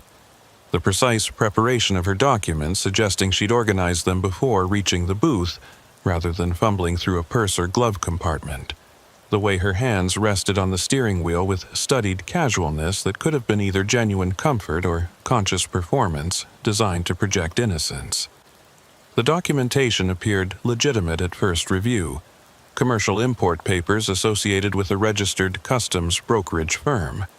But when Isidore cross-referenced the broker's license number against the database, he felt the first stirring of concern that transformed routine flagging into something that might require intervention. The brokerage firm was registered and licensed. Those facts checked out without issue, but its operational history showed patterns that had attracted intelligence attention without yet rising to the level of actionable violations. The firm processed an unusually high volume of low-value imports, exactly the kind of structured activity that sophisticated smuggling operations used to establish patterns of legitimacy, while concealing occasional high-value contraband within the statistical noise. The firm's principals had been subjects of surveillance operations that had been discontinued due to resource constraints rather than conclusive evidence of innocence. And most concerning, the firm had been associated with Tamsin Beaudry, a customs broker whose name appeared in intelligence files with enough frequency to suggest either remarkable unluckiness in client selection or deliberate facilitation of smuggling activities that had so far evaded prosecution. Isidore opened a communication channel to Fenwick's headset and provided a condensed briefing on the flags and intelligence background, careful to present the information as context rather than instruction, because primary officers needed autonomy to make real-time assessments based on factors that couldn't be conveyed through electronic communication. Fenwick acknowledged with a subtle nod that wouldn't be visible to the driver and continued his inspection with no obvious change in demeanor, but Isidore could see the slight intensification of focus the way his questions became more specific and his examination of documents more detailed. The driver maintained her composure throughout, answering questions with appropriate detail and providing additional documentation when requested. But there was something in the precision of her responses that suggested rehearsal or preparation, rather than the organic uncertainty that characterized most travelers' interactions with border officials. The import declaration listed the cargo as commercial printing supplies, paper stock, toner cartridges, binding materials with a total declared value that fell just below the threshold requiring detailed customs examination. The supplier was listed as a New York printing company whose address Isidore recognized from previous intelligence reports as associated with businesses that had been investigated but never charged in connection with smuggling operations. The pattern was becoming clearer now, not definitive evidence but an accumulation of marginal indicators that collectively suggested something more significant than routine commerce. Isidore checked the vehicle's trunk camera feed, as Fenwick requested the driver open it for inspection, and what he saw made his pulse quicken with the recognition that they might be looking at something substantial, rather than another false positive that would consume resources and produce nothing. The cargo was packaged exactly as declared. Cardboard boxes labeled with printing supply manufacturer logos, stacked with the kind of casual efficiency that could have been either legitimate packing or carefully staged simulation of legitimacy. But Isidore had spent enough time studying concealment techniques to recognize subtle indicators that suggested the box's contents might not match their labels. The weight distribution visible in how the boxes settled against each other suggested densities inconsistent with paper products. The tape securing the boxes showed slight irregularities in application that could indicate they'd been opened and resealed. And most tellingly, one box in the rear corner showed a slight bulge in its side panel that suggested internal contents pressing against packaging that hadn't been designed to contain them. None of these observations would constitute probable cause for detailed inspection on their own, but combined with the intelligence flags and the broker's background, they justified directing the vehicle to secondary inspection for more thorough examination. Fenwick made the decision without requiring input from Isidore, his experience sufficient to recognize the same indicators and reach the same conclusion. And the driver's reaction to being directed to secondary was revealing in its complete lack of visible surprise or frustration. Most legitimate travelers responded to secondary inspection with some combination of annoyance at the delay and anxiety about what the additional scrutiny might reveal, even when they had nothing to hide beyond the normal anxieties that authority figures provoked in law-abiding citizens. This driver simply nodded acknowledgement and followed the directing signals with the kind of practiced compliance that suggested she'd anticipated this possibility and prepared for it. And that preparation itself was an indicator that transformed reasonable suspicion into near certainty that they were dealing with deliberate smuggling rather than innocent commerce. The secondary inspection bay was a brightly lit space designed to eliminate shadows and concealment, with hydraulic lifts that could raise vehicles for undercarriage examination and equipment for detailed cargo inspection arranged with the kind of systematic organization that reflected decades of refinement in smuggling detection methodology. Isidore left the coordination center and made his way to the bay to observe the inspection directly, his role shifting from remote analyst to on-scene coordinator for what might develop into a significant seizure requiring documentation and evidence preservation beyond standard protocols. The driver had been directed to a waiting area where she sat with the kind of patient composure that could have been either innocent confidence or professional discipline. And Isidore found himself studying her through the observation window while officers began the systematic examination of her vehicle and cargo. The first boxes opened contained exactly what their labels promised: reams of commercial printing paper, packaged and branded consistently with legitimate wholesale supplies. The second and third boxes were similarly innocent, containing toner cartridges and binding materials that matched the import declaration in every detail. Isidore felt the first stirring of doubt about his assessment. wondering if the intelligence flags and visual indicators had led them toward a false positive that would waste resources and potentially damage relationships with legitimate commercial operators who deserved efficient processing rather than suspicion-driven delays.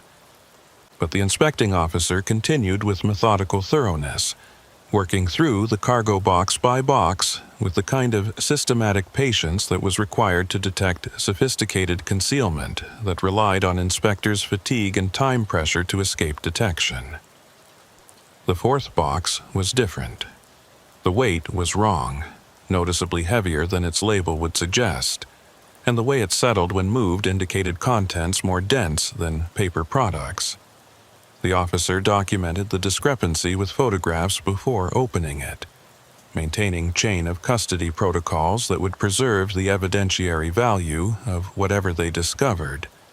And when the box flaps were pulled back, the contents were immediately recognizable as contraband, despite being packaged to superficially resemble legitimate supplies. Currency, bundled in vacuum-sealed packages and arranged with precision that spoke to organizational resources and systematic operation rather than opportunistic smuggling. The bills were primarily American hundreds and fifties, denominations favored by money laundering operations for their high value-to-volume ratio, and a rough count visible from the top layer alone suggested tens of thousands of dollars with additional layers beneath. The discovery transformed the inspection from routine verification into criminal investigation, triggering notification protocols that would bring additional resources and supervisory oversight to what had become a significant interdiction. Isidore returned to the coordination center to initiate the required notifications and begin the documentation process that would support whatever prosecutions or intelligence operations developed from the seizure. But part of his attention remained on the camera feeds showing the driver in the waiting area. Her composure had not changed despite the length of the inspection. No visible anxiety or nervous behaviors that would suggest awareness that her cargo was being discovered, and her situation was deteriorating from potential inconvenience to certain criminal liability. That sustained calm was itself suspicious, suggesting either remarkable confidence in her concealment methods or knowledge that she was protected by factors that made prosecution unlikely regardless of what was discovered. The subsequent boxes yielded more currency, the total quickly accumulating to amounts that suggested this was bulk cash smuggling associated with significant criminal enterprise rather than individual tax evasion or small-scale money laundering. But it was the final box that revealed the true complexity of what they'd intercepted. Beneath a top layer of legitimate printing supplies were documents, corporate records, financial statements, customs declarations, and shipping manifests that appeared to represent the administrative infrastructure of a significant smuggling network.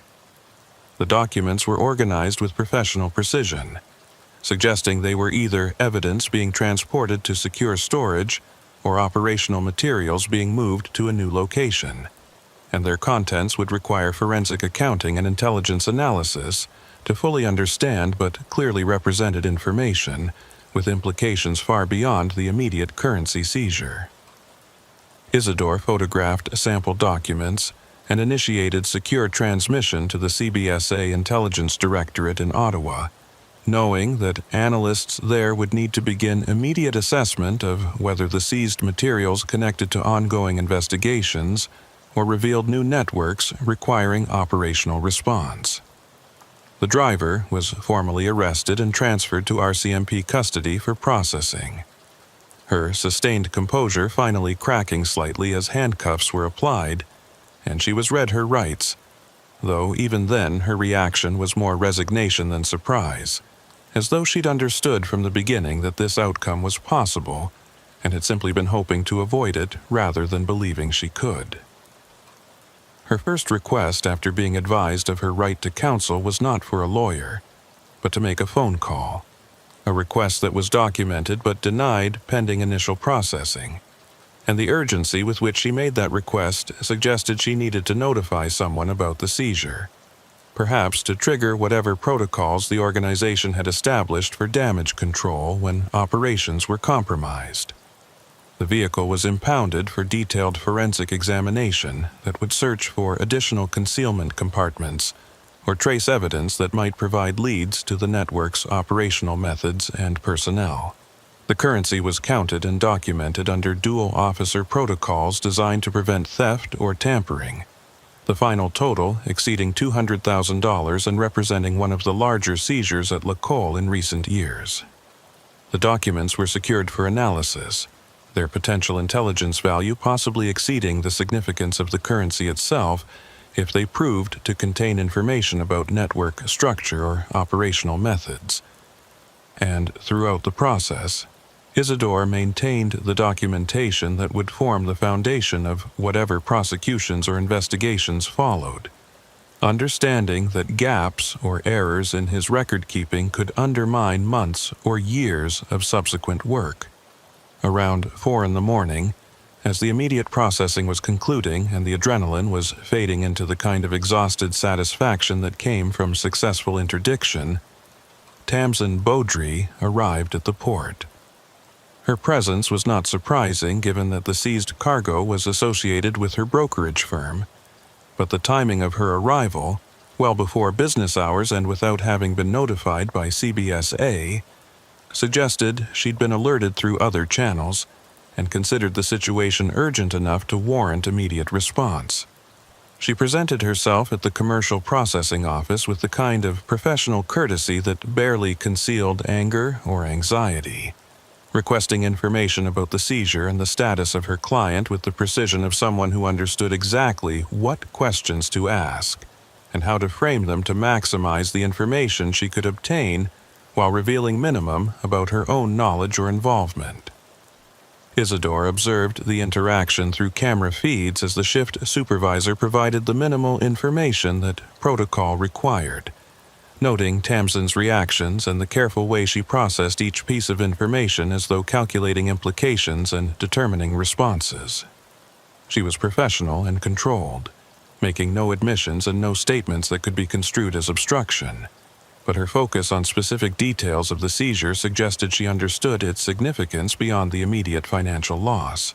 She asked about the documents specifically, whether they'd been examined and what they contained, questions that the supervisor deflected with explanations about ongoing investigation and classified intelligence materials, and Isidore saw the flash of concern in her expression when those deflections made clear that the seized documents were being treated as significant intelligence rather than simply business records.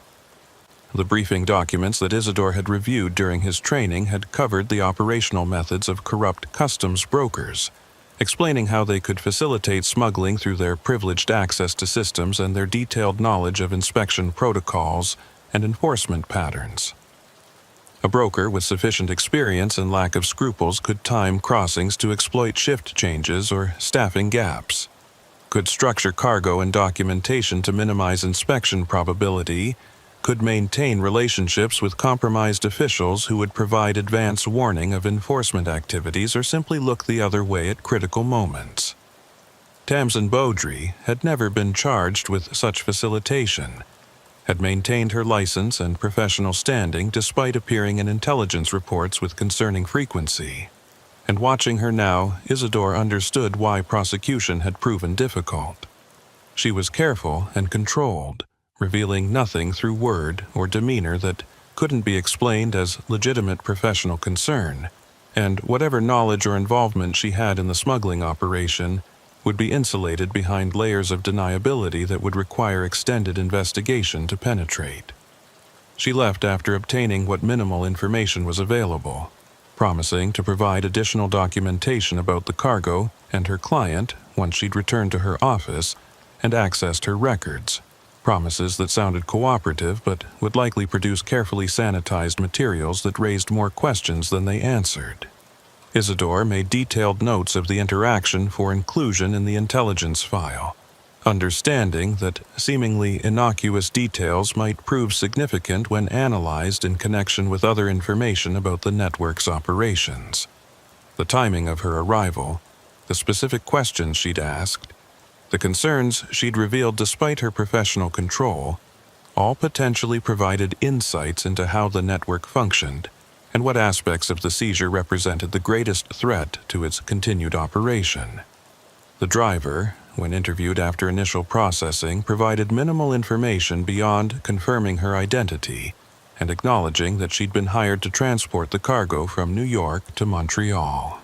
She claimed ignorance of the cargo's true contents, stating she'd been told she was moving printing supplies and hadn't questioned that explanation because she'd transported similar cargo for the same brokerage firm multiple times previously without incident.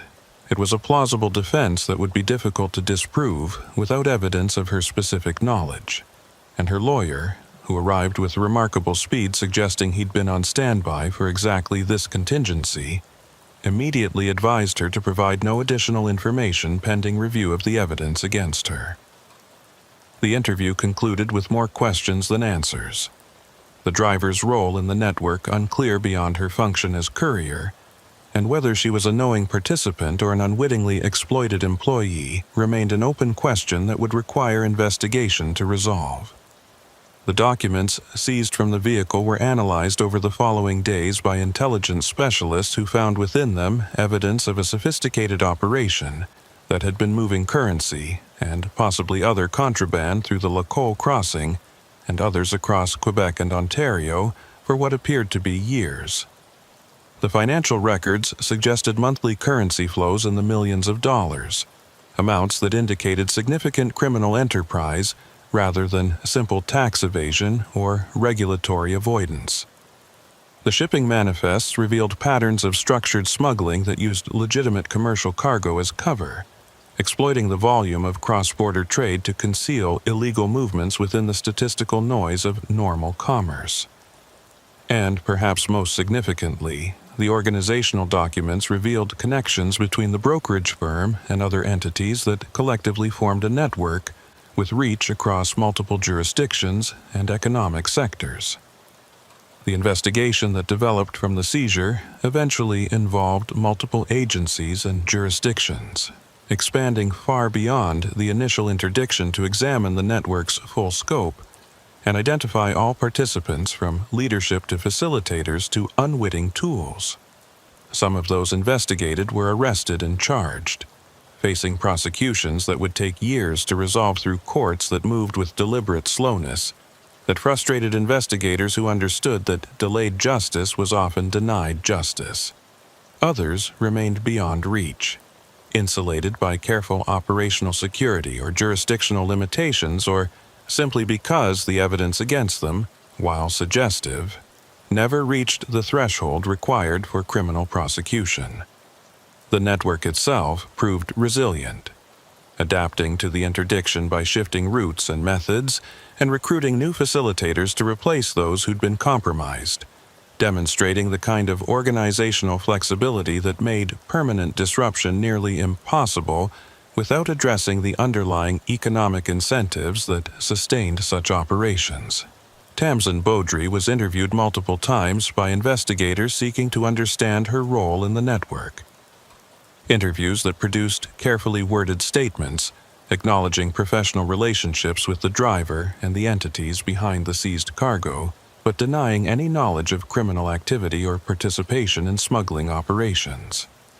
She maintained that her brokerage firm provided legitimate services to legitimate clients, that she couldn't be held responsible for clients' undisclosed criminal activities, that her professional obligations required her to advocate for clients' interests while maintaining compliance with regulations, but didn't extend to investigating clients' backgrounds or business practices beyond what was legally required. It was a defense that was technically sound and difficult to refute without evidence of specific knowledge or participation, and despite investigators' certainty that she was more involved than she admitted, prosecution was never pursued due to insufficient evidence to prove criminal intent beyond reasonable doubt. Isidore continued working at Lacolle for another 2 years after the seizure, processing countless crossings and watching patterns emerge and dissolve in the data streams that represented the border's perpetual flow of people and commerce. The interdiction had been significant by any measure. removing substantial currency from circulation and potentially disrupting a major smuggling network. But he'd learned through subsequent briefings and intelligence updates that the victory was at best temporary and at worst largely symbolic. The network had adapted, the routes had shifted, and new facilitators had been recruited to replace those who'd been compromised. The fundamental conditions that made such smuggling profitable and possible remained unchanged. The demand for currency laundering services that could move dirty money across borders and into legitimate financial systems, the economic incentives that recruited facilitators from among underpaid workers and struggling professionals, and the sheer volume of legitimate cross-border commerce that provided cover for illegal movements.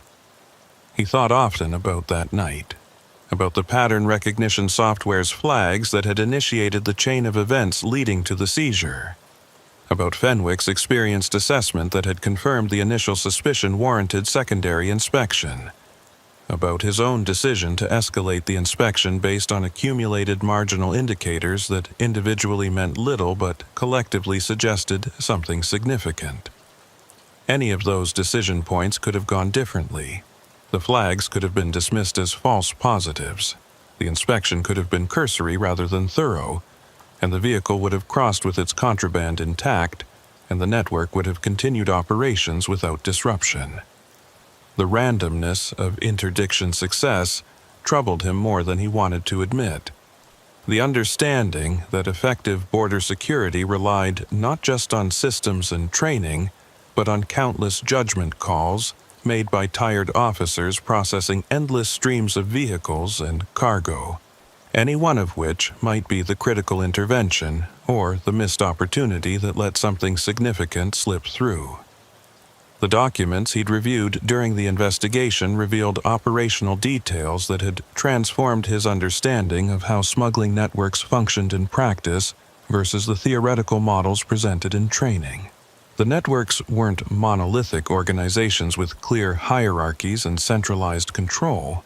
They were loose federations of specialists and facilitators who came together for specific operations and dispersed afterward, making it difficult to identify leadership or disrupt operations through targeted enforcement. The networks recruited from within legitimate industries, finding employees with access and knowledge who could be motivated by financial incentives or coerced through debt or blackmail into providing assistance that ranged from passive looking the other way to active participation in concealment and transportation. And, perhaps most troublingly, the networks demonstrated remarkable resilience and adaptability, treating interdictions as business costs to be managed rather than existential threats, adjusting methods and routes with the kind of efficiency that legitimate businesses displayed when responding to market changes.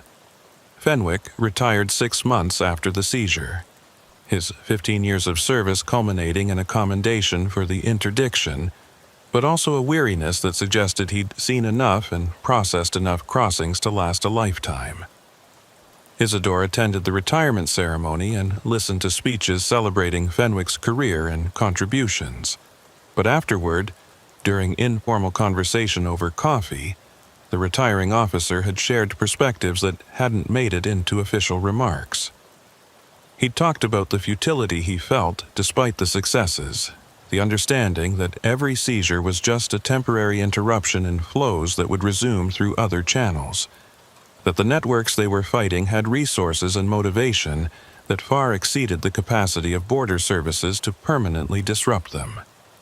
He'd talked about the moral compromises required to function effectively, the need to balance thoroughness against processing efficiency, to make rapid assessments of people's honesty based on minimal information, to sometimes let marginal cases proceed because resources were finite and had to be concentrated where they'd have maximum effect. Those conversations had stayed with Isidore longer than the official recognition and case files, had shaped his understanding of the work in ways that training and procedures never could.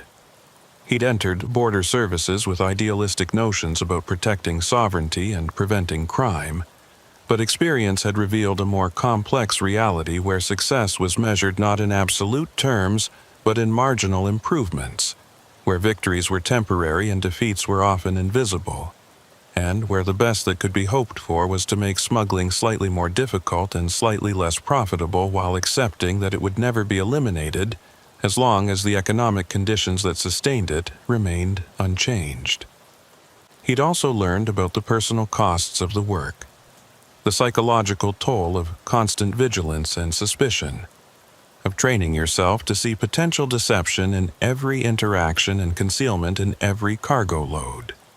The analytical mindset that made him effective at pattern recognition and threat assessment leaked into his personal life in ways he hadn't anticipated, making him suspicious of inconsistencies in friends' stories and alert to evasions in casual conversations. He'd found himself scrutinizing servers at restaurants and clerks at stores, unconsciously assessing their demeanors for signs of stress or deception, unable to fully turn off the professional paranoia even during off hours. Some of his colleagues had developed similar patterns, while others seemed able to compartmentalize more effectively, and he envied them their ability to leave work at work rather than carrying it home in habits and thought patterns that became increasingly difficult to recognize as unusual. The intelligence file on the network continued to grow long after the initial seizure, fed by ongoing investigations and periodic interdictions at other crossings and ports. Isidore had access to the updates as part of his analyst role, watching as the pattern of activity evolved in response to enforcement pressure. The network had shifted some operations to maritime routes, using small craft to move currency and contraband across the St. Lawrence River at points where surveillance was minimal and interdiction unlikely. Other operations had moved to remote land crossings where staffing was limited to single officers who could be more easily evaded or, in some cases, corrupted. And some activity had simply become more sophisticated in its concealment methods, using techniques that required specialized detection equipment or training that smaller crossings lacked, exploiting resource disparities across the border services system. The file also documented connections between the currency smuggling network and other criminal enterprises, revealing that the infrastructure developed for moving money was also used for narcotics trafficking, weapons smuggling, and in some cases, human trafficking. The specialization of smuggling services had created a marketplace where networks with proven routes and methods could be contracted by various criminal organizations, each paying for access to expertise and infrastructure that would be prohibitively expensive to develop independently. This commercialization of smuggling had made the networks more resilient and more difficult to disrupt, because attacking one aspect of their operations still left the fundamental infrastructure intact and available to be repurposed for other contraband. Isidore eventually transferred to a position with CBSA's National Intelligence Directorate, his analytical skills and operational experience making him valuable for broader strategic assessment rather than tactical border operations. The new role provided perspective on how individual seizures and investigations fit into larger patterns of criminal activity, revealed the scope of cross-border smuggling in ways that working a single crossing could never fully convey. He learned that the Lacolle seizure, significant as it had seemed at the time, represented only a tiny fraction of the currency that moved illegally across Canadian borders annually, that conservative estimates suggested billions of dollars in criminal proceeds crossed through various channels each year despite enforcement efforts. The scale was simultaneously overwhelming and numbing, making individual victories feel insignificant, while also confirming that each interdiction mattered even if it didn't fundamentally alter the broader pattern. Years later, reviewing intelligence reports in his Ottawa office, Isidore would occasionally see references to individuals or entities connected to the original Lacolle seizure, evidence that the network had persisted and evolved despite the disruption. Tamsin Beaudry's name appeared periodically in connection with new investigations, always in the background, never quite crossing the threshold into actionable evidence but present often enough to confirm that whatever role she played had continued. The driver had served a relatively short sentence and disappeared from intelligence tracking afterward, presumably having learned from the experience or having been discarded by the network as compromised. And the broader organization had demonstrably continued operations, adapting its methods and routes, but maintaining its fundamental business model of facilitating illegal cross-border movements for clients willing to pay premium prices for reliable service. He kept a photograph from that night on his desk, not of the seizure itself, but of the empty inspection lane in the hours after the interdiction, the pavement wet from cleaning and reflecting the sodium vapor lights in shades of brass and amber.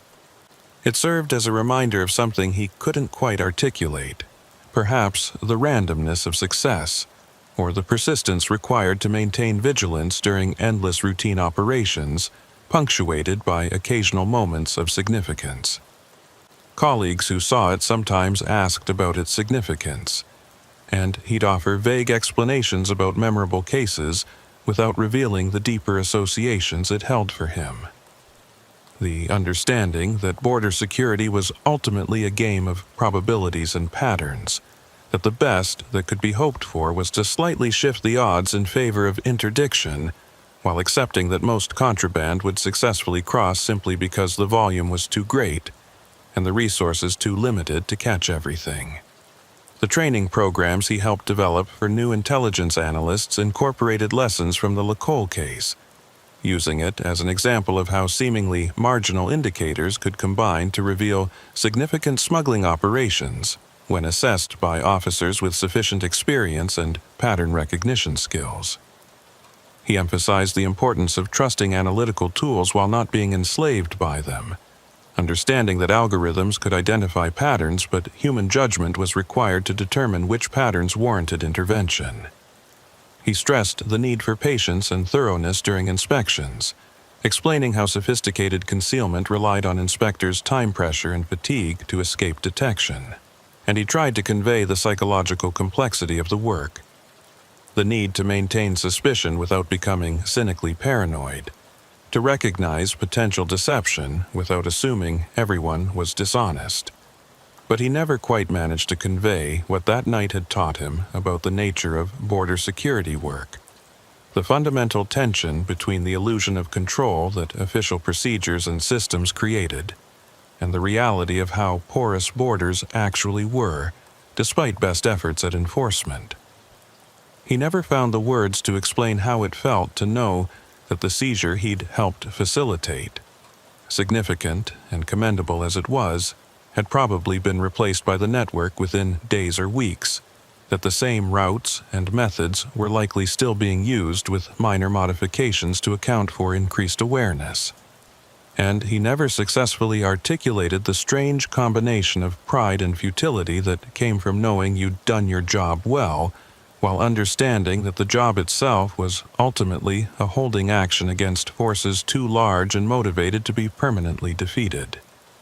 The midnight shift at Lacole continued without him, other analysts monitoring the same data streams and making the same kinds of judgment calls that had led to the seizure, occasionally succeeding in interdicting contraband and more often processing legitimate crossings without incident.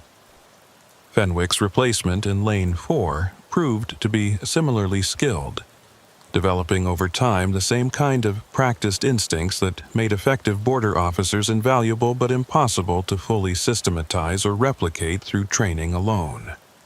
And the pattern of commerce and crime continued to flow through the crossing, the vast majority legitimate and routine, a small percentage illegal but carefully concealed, and somewhere between those extremes a gray area of technical violations and marginal cases that occupied most of officers' attention and generated most of the uncertainty about whether intervention was warranted. Isidore visited Lacole occasionally on inspection tours or training exercises, walking through the familiar lanes and observation posts and remembering that night with the clarity that significant experiences maintained even as surrounding details faded with time.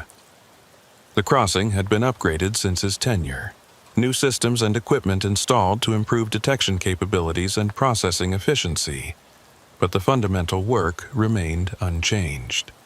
Vehicles approaching, officers assessing, decisions being made in seconds based on accumulated knowledge and pattern recognition and educated guesses about human nature. He wondered sometimes whether the driver whose arrest he'd facilitated ever thought about that night, whether the hours of transport before being stopped had included any awareness that she was being tracked and assessed, whether she'd felt the net closing or had been genuinely surprised when directed to secondary inspection. The currency from the seizure had been forfeited to the government after legal proceedings confirmed it was proceeds of crime, becoming part of the abstracted statistics about enforcement success that appeared in annual reports and budget justifications. The documents had been analyzed exhaustively, their contents feeding into intelligence files and investigation reports, contributing to the body of knowledge about how smuggling networks operated, even if they didn't lead to prosecutions that permanently disrupted those networks. And the vehicle had been sold at auction after forensic examination revealed no additional evidence beyond what had been found during the initial inspection, returning to the stream of commerce stripped of any indication it had once been used to transport contraband across an international border. He thought about Tamsin Beaudry sometimes, wondered whether she ever felt the weight of the harm her facilitation enabled, whether she rationalized her involvement as simply providing professional services without responsibility for how clients used those services, whether she lay awake at night thinking about currency she'd helped launder that funded operations that destroyed lives through drug addiction or violence or exploitation. Or perhaps she never thought about it at all, had successfully compartmentalized her professional activities from any moral assessment of their consequences, had convinced herself that someone would provide these services regardless, and she might as well profit from the demand rather than leaving the opportunity to others. The psychology of facilitation fascinated and troubled him, the way ordinary people with professional skills could be recruited to enable extraordinary crimes through decisions that each seemed small and defensible in isolation, but collectively made terrible things possible. The border remained what it had always been, a legal fiction maintained through physical infrastructure and bureaucratic procedure, attempting to control flows that economics and human desperation ensured would continue regardless of official barriers. Isidore had learned to accept that reality without becoming cynical about the work, understanding that the goal wasn't to achieve perfect security but to maintain sufficient enforcement pressure that smuggling remained difficult and expensive and risky enough that it operated at the margins rather than overwhelming legitimate commerce. It was an endless task with no possibility of final victory, but that didn't make it futile, just required accepting that success was measured in marginal improvements rather than absolute solutions. Standing in lane 4 years later during a routine inspection visit, watching the current analyst work through the same data streams and make the same kinds of assessments he'd once made, Isidore felt the weight of continuity and repetition that characterized border work. The vehicles changed, the officers changed, the specific methods and concealment techniques evolved, but the fundamental dynamic remained constant. People attempting to move things across borders that governments attempted to control, endless variation on an ancient theme. The night of the seizure had been significant in his career and in the investigation files and possibly in the network's operational planning, but in the larger pattern of cross-border flows, it was just another data point, another interdiction among thousands, another temporary disruption in activities that would continue as long as there were profits to be made and people willing to take risks to make them.